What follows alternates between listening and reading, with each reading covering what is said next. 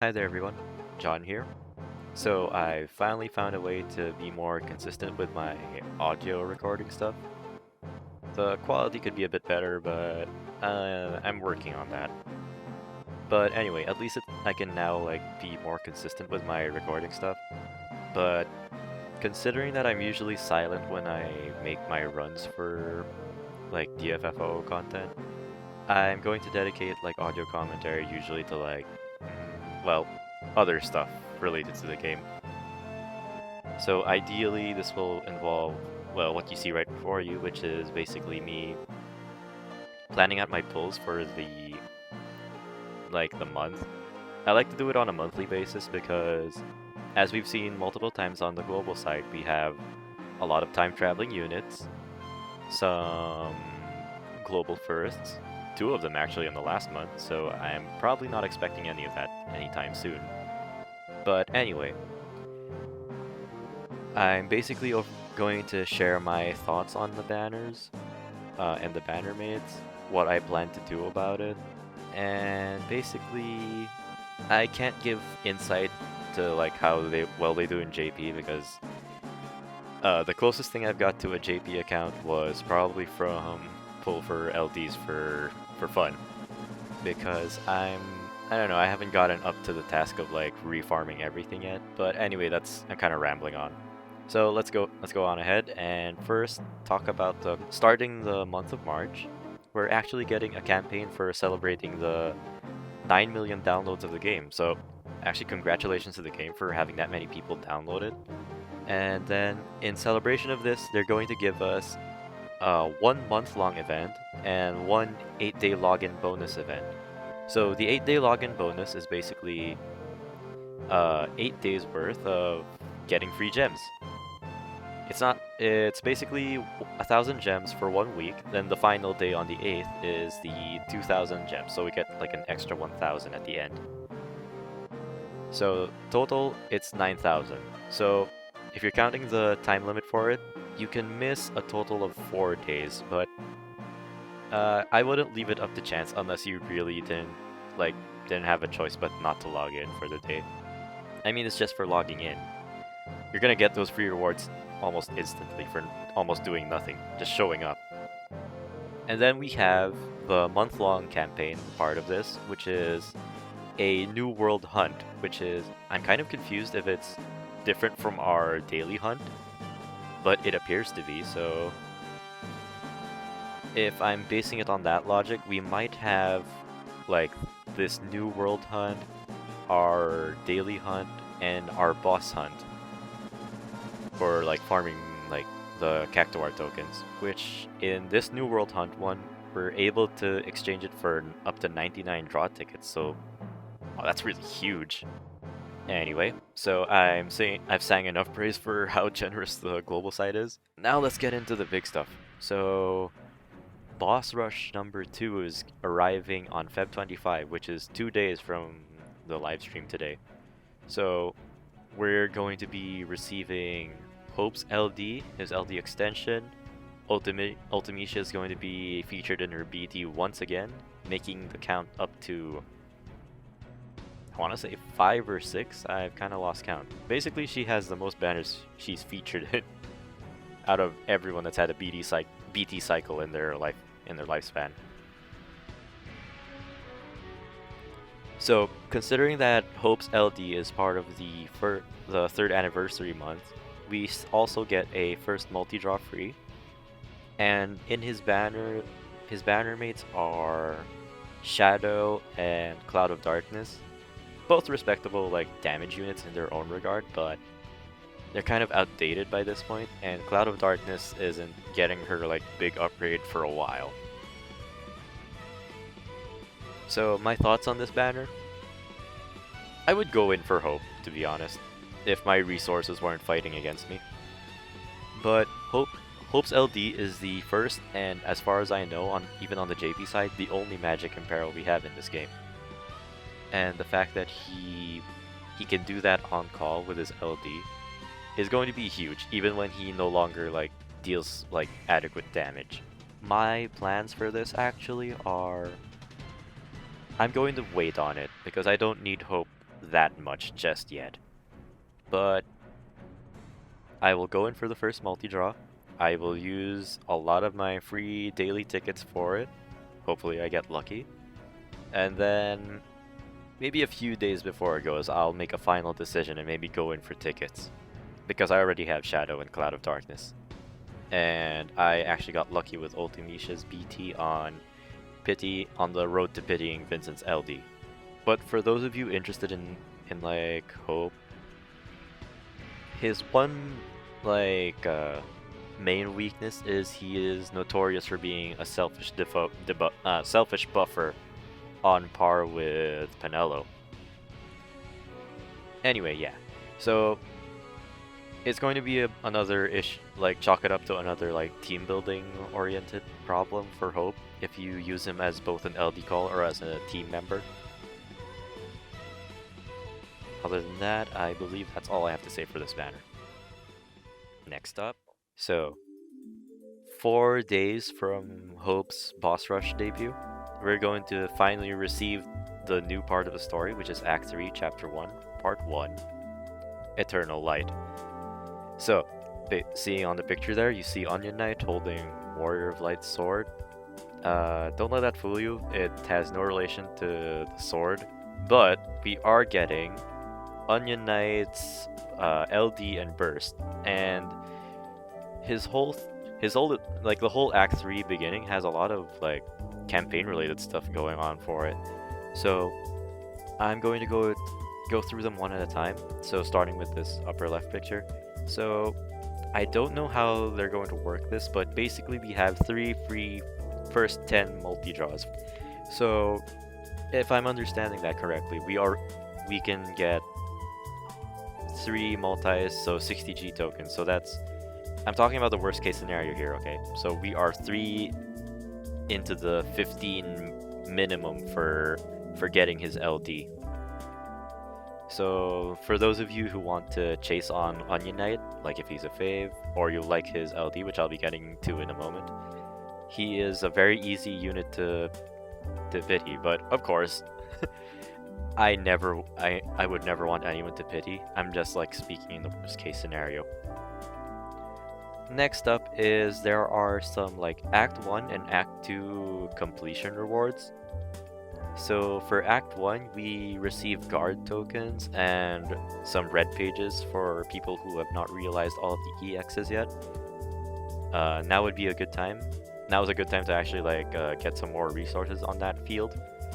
But what I'm more interested in is the Act 2 clear chapters. We're getting EX power tokens for clearing Act 2. And we've already been bombarded with so many EX power tokens this month for the Global's 3rd anniversary. So I don't know. At this point, we're going to be for some people, they're going to be already completing the EX, their EX collections. So, alongside the whole Act 3, Chapter 1, Part 1, considering that the characters featured in this picture are also the banners featured on Onion Knight's debut, I basically lumped them in with each other. 6 characters are super synergy for Ultimate World of Illusions, so you can, if you haven't farmed for treasures or improved everyone's summon boards to full, which you should, now is an actually good time to try for it. So I already said that these 6 characters are the ones featured. They will also be the next batch in our Crystal Awakenings, which is batch 3, I believe. So these include Onion Knight, which also includes his LD and Burst, Gao, who will be receiving his LD extensions, making him a stronger Earth Enchanter. I think his LD extensions give him more attack to his LD buff. So with Onion Knight's LD and Burst, he basically... Okay, let's go over the LD first. His LD is a really amazing utility. So basically what his LD does is that he turn warps the entire party next to him and gives the entire party a free skill use. This includes the LD, so that is a huge utility buff for for characters with like really like super powerful LDs. Namely like Gao actually. The more LDs he has, the better, because his longevity is still kind of an issue for me. Another example of that would be, I'd say Noctis actually. His LD is really strong too. And the more uses of that you get, the better.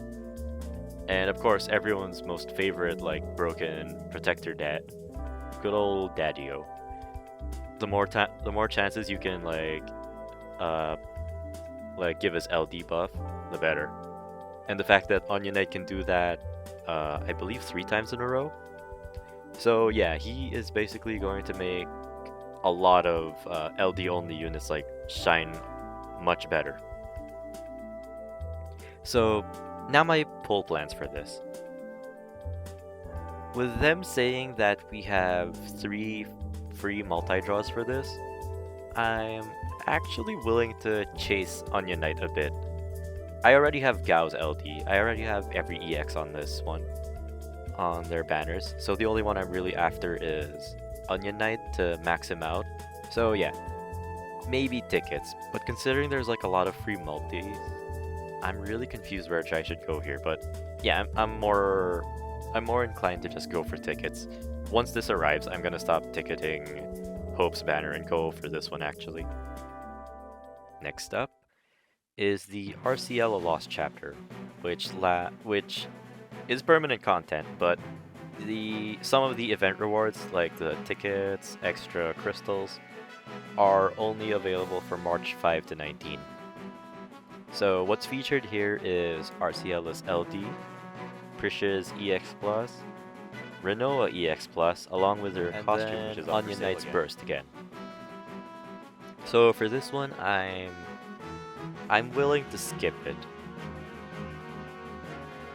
Granted, I already have Arciela from when her event first debuted, but at this point, her LD basically gives her, like, she gains another charge of her skill 2, her Dissension debuff, which is the HP Silence and the Max Brave and Speed down.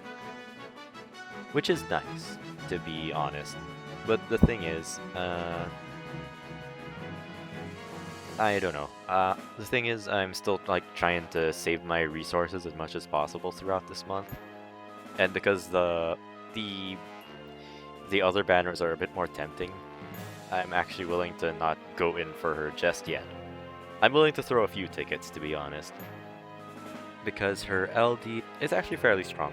Aside from being like a full AoE HP attack, it also recharges her skill 2, and I believe the debuff that it inflicts basically increases HP damage up, only from her though.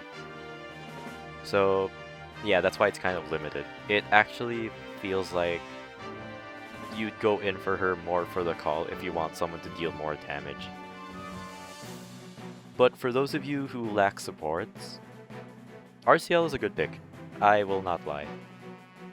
Like, she will get you through a good deal of content, especially because her base kit is already really strong, with an AoE Dispel, heals on skill 1 and EX, really fast charging, and the HP Silence debuff. So now we move to the next part, which is basically, I'm gonna spoil it now and say who the mystery figure is in the slides. It is Theodore from Final Fantasy IV: The After Years. So he will debut on March 10, and basically what's going to be featured on his banner is the next part of the story, of course, and along that, you will be able to draw for his whole kit, including his LD, Sid's EX Plus, and Alphino's EX Plus, as well as Onion Knight's Burst again. There's also a co-op event featured that lasts until March 24. So, now to get to Theodore. Theodore is basically what people like to call the high-risk, high-reward unit, because he's a very high damage unit with a Self-Holy enchant, I believe, and he has a unique Framed Imperil, if I'm not mistaken. But basically his main shtick is that he has the Awakening buff, which bumps his stats like over the top for a few turns, And then once that duration runs out, he drops to 20% HP. So it's a very high risk, high reward character, as they said. So my thoughts on this, because I'm a really big fan of Final Fantasy IV, I would throw some resources for this, to be honest. So for Theodore, I'm willing to like throw tickets, I guess. Not gems, because I'm saving that for the banner that's immediately next to him. Which is, yeah, the next raid event, which will feature the new PT plus LD banners.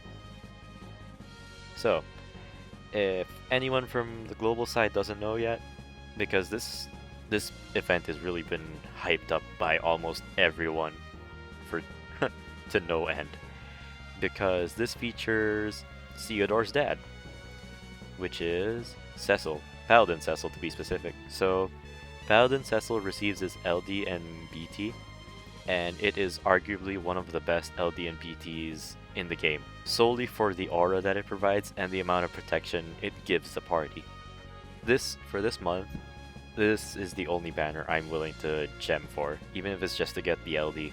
I will be throwing my gems at the dad banner, I like to call it, because Cecil, Laguna, and Jecht are all the dads, and to an extent I'd even put Barrett there.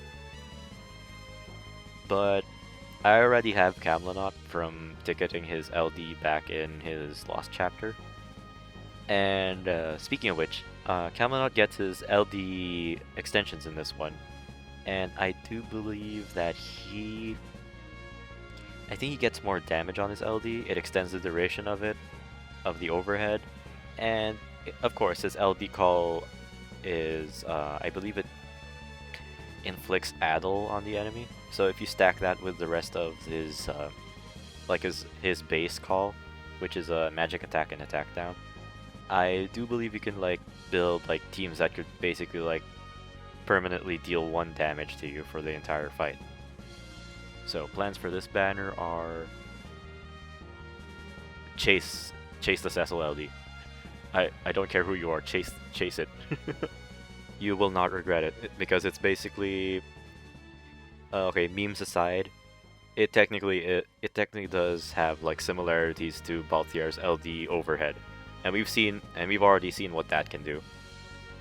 So if you pair both of them together, let's see where that takes us. Okay, next up, this is Keiss' Lost chapter. The thing about this is a unit I'm personally like, I want to like just get the LD and bail out, because I already have Cloud's complete kit, I already have Zidane's complete kit, and hopefully I have all of Cecil's kit by then. I'm really hoping I get like get lucky with his burst. So for Keiss' LD, the main reason I'm interested in it is because he is the final piece of the puzzle to create the infamous Square Enix Airlines team by VL, the JP player, made this whole team composition known.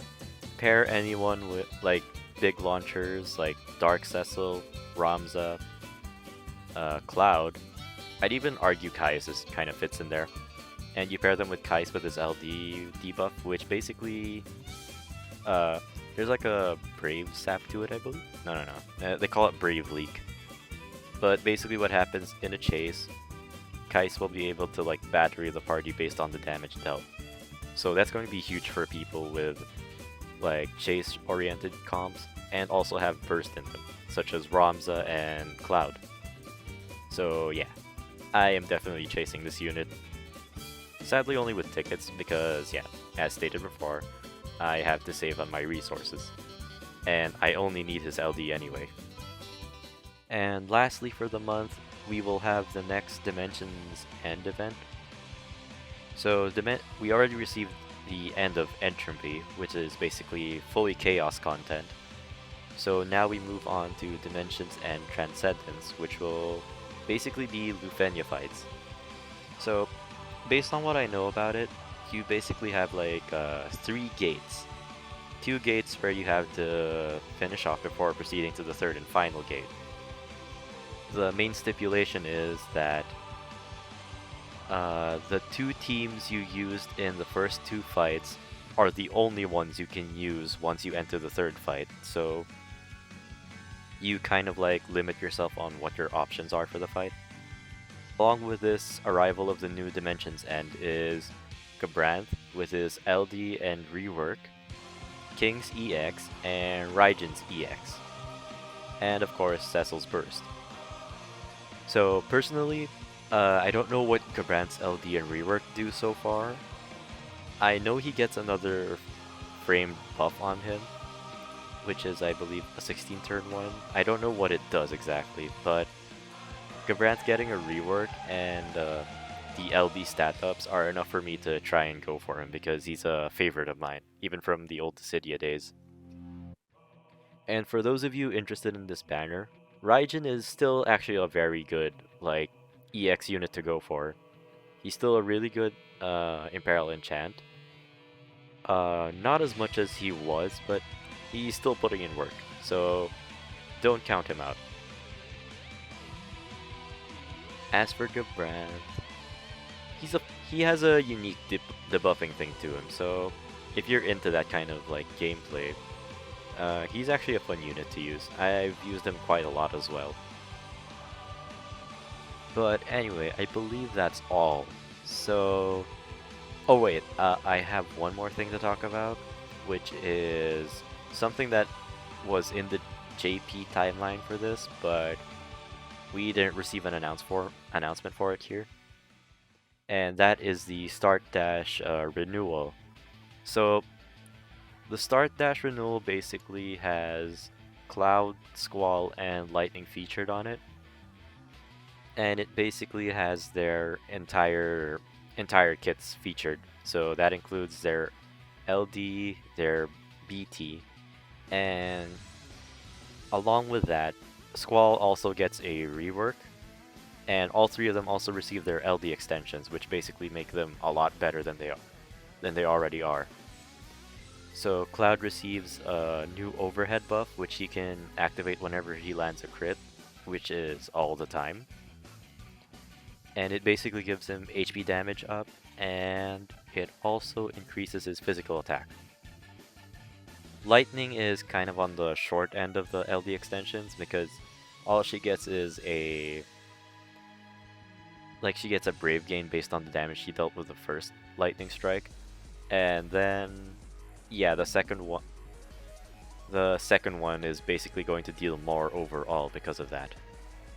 The main hero of this Start Dash renewal is Squall, who becomes a so-so unit with his current LD and Burst to one of the best melee DPSs we have in the game. Because they basically reworked his skill 1 so that it splashes on the final hit, and it becomes a 2 HP dump attack, I believe. His Renzoku skill 2, I'm not sure what it does. I think it stays the same, increased potencies maybe. But the main deal about Squall's LD extension is what makes him such a huge, gives him such a huge jump, because his LD extension basically allows him to follow up with Rough Divide every time he does an attack. So yeah, basically he's going to follow up every time. And it's Rough Divide, so it is an AoE Brave and a single target HP attack that splashes, if I remember that correctly. Yeah, it splashes on the end. So yeah, it's going to be very strong. And the fact that, I don't know, I'm holding out hope. There are some I don't know, the global community has surprised us before, with the early super synergy on Boss Rush. Maybe they'll silently sneak in the new Start Dash banners somewhere in between. Anyway, I think that's all I have to talk about. So, if you like this, leave a like, comment. I would appreciate comments, actually. I'm still starting out on this, so I'd like any feedback would be appreciated. And if you haven't already, please subscribe to my channel. I'm going to be doing more of this in the future. Hopefully with stuff other than just like planning out my pulls for the month. But let me know in the comments as well if you have like your own plans for the month for any specific banner in particular.